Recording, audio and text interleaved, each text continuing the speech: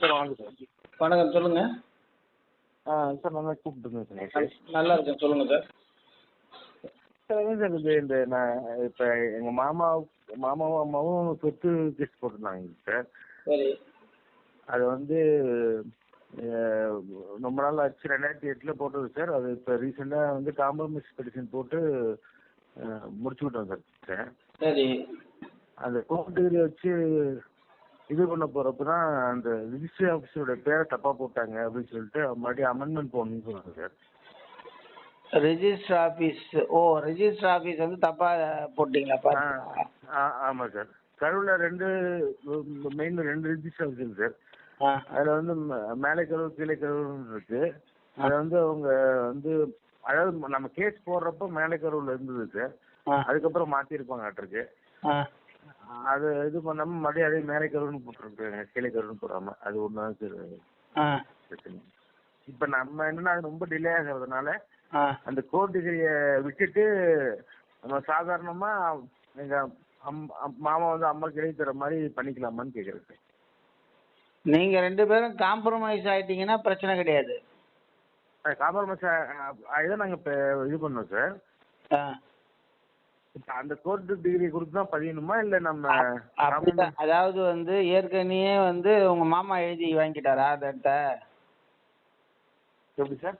இல்லை அதாவது நீங்கள் பார்ட்டிஷன் ஷூட் போட்டிங்களா எப்படி கதை? ஆமாம் சார். பாகப்பிரிவினை போட்டாங்க அம்மா. எங்கள் அம்மா வந்து எங்கள் மாமா மேலே சொத்து கேட்டு கேஸ் போட்டாங்க. சரி, ரைட்டு. இப்போ உங்கள் மாமா கொடுக்குறேன்ட்டாரு. ஏற்கனவே வாங்கின ஆர்டரில் வந்து ரிஜிஸ்டர் ஆஃபீஸ் வந்து அட்ரஸ் தப்பாக இருக்குது. ஆமாம் சார். அவ்வளோதான் கதை இல்லையா? ஆமாங்க சார்.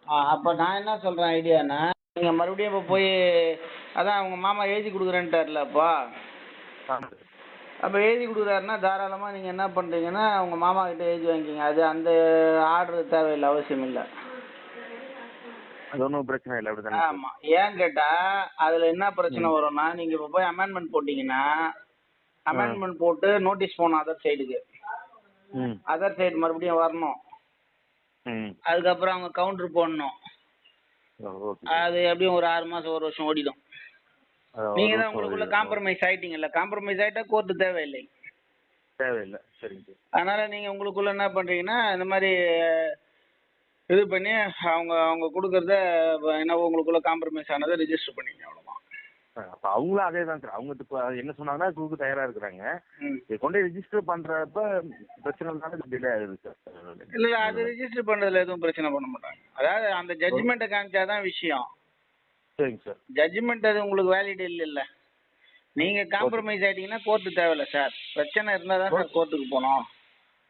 உங்களுக்குள்ள பிரச்சனை இல்லைன்னா எதுக்கு கோர்ட்டுக்கு போகணும்? சரிங்க சார். புரிதுங்களா சொல்கிறது? அதனால் நீங்கள் தாராளமாக இது பண்ணலாம். இப்போ நீங்கள் சொல்கிற விஷயம் வந்து மற்றவங்களுக்கும் யூஸ்ஃபுல்லாக இருக்கும். இதை நம்ம யூடியூப்பில் போட்டுடலாமா? நீங்கள் போட்டுடலாம். உங்கள் குட் நேம் சார்? என் பேர் செங்குட்டுவன் சார். செங்குட்டுவன். எந்த ஏரியா சார்? கரூர் தான் சார். கரூர். சரி, ரைட்டு. நம்ம நிலமங்கல் உரிமை கட்சி யூடியூப் சேனலை சப்ஸ்கிரைப் பண்ணுங்க. மற்றவங்களுக்கும் யூஸாக இருந்ததுன்னா அனுப்பிச்சி விடுங்க. அவங்களும் சட்டம் தெரிஞ்சுக்கிட்டோம். வேற எது டவுட் இருந்தாலும் போன் எடுத்து வச்சிருக்கீங்க சார். நீங்க அனுப்பிச்சு அந்த பட்டா விஷயம் இதெல்லாமே நான் சரி. வேற எதனா டவுட் இருந்தாலும் எனக்கு டவுட் இருந்தாலும் எனக்கு ஃபோன் அடிங்க. சரி. தேங்க்யூ. நன்றி.